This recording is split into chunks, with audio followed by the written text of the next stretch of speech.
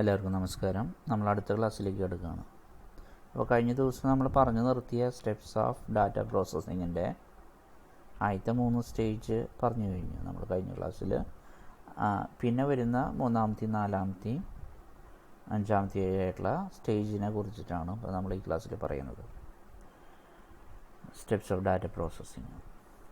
അപ്പോൾ അതിൽ അടുത്ത സ്റ്റേജ് 4-ാമത്തെ stage processing or manipulating data. അപ്പോൾ 1-ാമത്തെ സ്റ്റേജ് നിങ്ങൾക്ക് ഓർമ്മയുണ്ടാവും. 1-ാമത്തെ സ്റ്റേജ് ക്യാപ്ചറിങ് ഡാറ്റ, 2-ാമത്തെ input of data, 3 storage of data. അത് കഴിഞ്ഞ് 4-ാമത്തെ സ്റ്റേജിൽ പ്രോസസ്സിങ് എന്ന് പറഞ്ഞാൽ, അതായത് നമ്മൾ കളക്ട് ചെയ്ത് വെച്ചിട്ടുള്ള അല്ലെങ്കിൽ നമ്മൾ കമ്പ്യൂട്ടറിലായി സ്റ്റോർ ചെയ്ത് വെച്ചിട്ടുള്ള ആ ഡീറ്റെയിലുകൾ എങ്ങനെയാണ് നമ്മൾ പ്രോസസ്സ് ചെയ്യുക നമ്മുടെ ആവശ്യത്തിന്. ആ സ്റ്റെപ്പാണ് പ്രോസസ്സിങ് ഓഫ് ഡാറ്റ സ്റ്റെപ്പ് എന്ന് പറയുന്നത്. ഡാറ്റ പ്രോസസ്സിങ്ങിലെ 4-ാമത്തെ സ്റ്റെപ്പ് എന്ന് പറയുന്നത്. That includes operations like calculations, comparison, sorting etcetera. അതായത് കാൽക്കുലേഷൻസ് എന്ന് പറഞ്ഞാൽ അഡീഷൻ, സബ്ട്രാക്ഷൻ പോലെയുള്ള ശതമാനം കണ്ടുപിടിക്കുന്ന പോലെ, കമ്പാരിസണുകൾ, സോർട്ടിങ്, അങ്ങനെ പല രീതിയിൽ വരാം. അത് ഇപ്പോൾ കൺവേർഷൻ വരാം, ഒരു വീഡിയോ ഫോർമാറ്റിൽ നിന്ന് വേറൊരു വീഡിയോ ഫോർമാറ്റിലേക്ക് വരുന്നത്. അതിനെല്ലാത്തിനും നമ്മൾ ജനറലായിട്ട് പറയുന്നത് പ്രോസസ്സിങ് എന്ന് പറയുന്നത്. അപ്പം നമ്മൾ പറഞ്ഞ പോലെ ഒരു വീഡിയോ ഫോർമാറ്റ് MP4 ഉള്ള ഒരു വീഡിയോ ഫോർമാറ്റ് നമ്മൾ MKV ഫോർമാറ്റിലേക്ക് മാറ്റുക, അങ്ങനെ ഇങ്ങനെയുള്ള അതുപോലെ എന്ത് ഫോർമാറ്റ് ചേഞ്ചിങ്ങോ കമ്പാരിസനോ എന്ത് ആണെങ്കിലും പൊതുവായിട്ട് പറയുന്ന കമ്പ്യൂട്ടറിൻ്റെ ഉള്ളിൽ CPU ഉപയോഗിച്ചുകൊണ്ട് CPUവിൻ്റെ പ്രോസസ്സർ ഉപയോഗിച്ചുകൊണ്ട് നടത്തുന്ന എന്ത് പ്രവർത്തനവും നമ്മൾ പറയുക പ്രോസസ്സിങ് എന്നാണ് പറയുക. അപ്പോൾ കണക്കുകൂട്ടൽ, താരതമ്യം, തരംതിരിക്കൽ തുടങ്ങിയിട്ടുള്ള എല്ലാ പ്രവർത്തനങ്ങളും പൊതുവായിട്ട് പറയുന്ന പേരാണ് ഡാറ്റ പ്രോസസ്സിങ്ങിൽ പ്രോസസ്സിങ് എന്ന് പറയുന്നത്. അപ്പോൾ അത് പടത്തിൽ പറഞ്ഞിരിക്കുന്ന പോലെ തന്നെ നിങ്ങൾക്ക് കാണാം.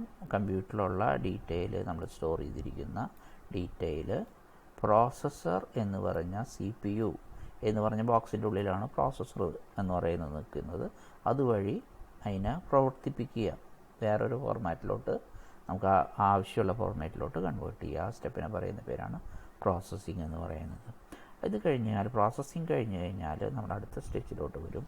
അതാണ് ഔട്ട്പുട്ട് ഇൻഫോർമേഷൻ എന്ന് പറയുന്നത്. നമുക്ക് കിട്ടിയിരിക്കുന്ന ഡീറ്റെയിൽ ഔട്ട്പുട്ട് ചെയ്യുക എന്ന് പറയുന്നത്. അപ്പോൾ ഇൻഫോർമേഷൻ ഔട്ട്പുട്ട് ചെയ്യുന്നതിൻ്റെ ഏറ്റവും നല്ല ഉദാഹരണമാണ് നിങ്ങൾ ഏകജാലം സിംഗിൾ വിൻഡോ HSCAP വെബ്സൈറ്റ് വഴി നിങ്ങൾക്ക് പ്രിൻ്റ് ഔട്ട് കിട്ടിയത്. നിങ്ങളുടെ ഗ്രേഡും മറ്റു കാര്യങ്ങളൊക്കെ കൊടുത്തപ്പോൾ നമുക്ക് ഇതേപോലെ നിങ്ങളുടെ ഈ പടത്തിൽ കാണിക്കുന്ന പ്രിൻ്റ് ഔട്ട് പലർക്കും ഓർമ്മയുണ്ടാവും. ഈ പ്രിൻ്റ് ഔട്ട് വെച്ചിട്ടാണ് നമ്മൾ ജോയിൻ ചെയ്യാനായിട്ട് വന്നത്. അപ്പോൾ ഈ ജോയിൻ അലോട്ട്മെൻറ്റ് സ്ലിപ്പ് എന്ന് പറയുന്നത്, ഈ അലോട്ട്മെൻറ്റ് സ്ലിപ്പ് ഉണ്ടെങ്കിൽ മാത്രമേ നമുക്ക് ജോയിൻ ചെയ്യാനായിട്ട് പറ്റുള്ളൂ.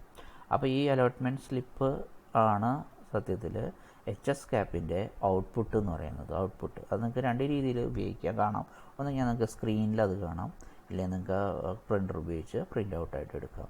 എങ്ങനെയാണെങ്കിലും ഈ സ്റ്റേജിൽ നമുക്ക് കയ്യിൽ കിട്ടുന്നതാണെങ്കിലും മോണിറ്റർ കാണുന്നത് എന്നെ പറയുന്ന പേരാണ് സോഫ്റ്റ് കോപ്പി എന്ന് പറയും. ഇതിനെ ഹാർഡ് കോപ്പി എന്ന് പറയും. പേപ്പറിൽ വരുന്നതിനെ ഹാർഡ് കോപ്പി എന്ന് പറയും. അങ്ങനെ ആ ഔട്ട്പുട്ടായിട്ട് കിട്ടുന്ന സ്റ്റേജിൻ്റെ പേര് പറയുന്ന പേരാണ് ഔട്ട്പുട്ട് സ്റ്റേജ് അല്ലെങ്കിൽ ഔട്ട്പുട്ട് ഓഫ് ഇൻഫർമേഷൻ എന്ന് പറയുന്നത്.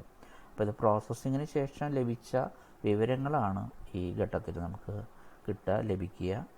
അത് ഉപയോഗിച്ചിട്ടാണ് നമുക്ക് ഉപയോഗിക്കാൻ കഴിയുന്നത്. ഈ സ്റ്റേജ് തൊട്ട് മാത്രമാണ് നമുക്ക് ഉപകാരത്തിൽ പെടുന്നത് സ്റ്റേജ്. ഇതെല്ലാം കഴിഞ്ഞ് കഴിഞ്ഞാൽ നമ്മൾ അടുത്ത സ്റ്റേജിലോട്ട് കിടക്കും. അടുത്ത സ്റ്റേജാണ് ഡിസ്ട്രിബ്യൂഷൻ ഓഫ് ഇൻഫർമേഷൻ. ആ ഡിസ്ട്രിബ്യൂഷൻ ഓഫ് ഇൻഫർമേഷൻ ശരിയായിട്ട് നടന്നെങ്കിൽ മാത്രമാണ് നിങ്ങൾക്ക് അതുകൊണ്ടുള്ള ഉപകാരം നടക്കുള്ളൂ, ഒരു പ്രോസസ്സ് കംപ്ലീറ്റ് ആവുള്ളൂ, ഡാറ്റ പ്രോസസ്സിങ് കംപ്ലീറ്റ് ആവുള്ളൂ. എന്താണ് ഡിസ്ട്രിബ്യൂഷൻ എന്ന് പറഞ്ഞാൽ? Distribution means that information is distributed to ബെനിഫിഷ്യറീസിന് ഇൻഫോർമേഷൻ കിട്ടേണ്ട ആൾക്കാർക്ക് എത്തിക്കുന്ന ആ പ്രവർത്തനം, അതിന് പറയുന്ന പേരാണ് ഡിസ്ട്രിബ്യൂഷൻ എന്ന് പറയുന്നത്. അപ്പോൾ നമുക്ക് പറഞ്ഞത് ചെയ്തത് ഓർമ്മയുണ്ടാവും.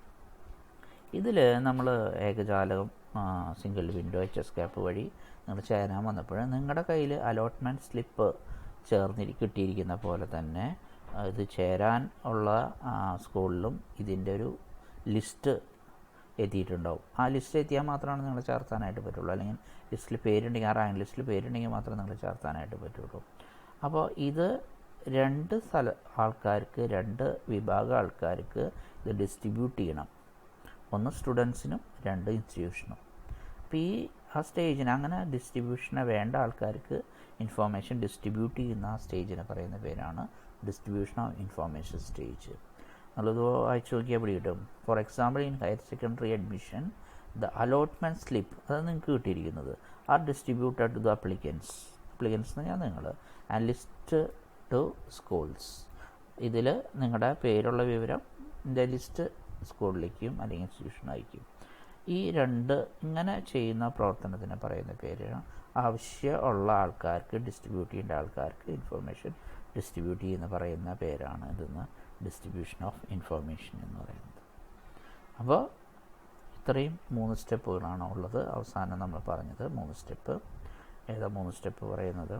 പ്രോസസ്സിങ്, 2 ഔട്ട്പുട്ട്, അടുത്തത് ഡിസ്ട്രിബ്യൂഷൻ എന്ന് പറയുന്നത്. 6 സ്റ്റെപ്പാണ് പ്രധാനമായിട്ടുള്ളത്.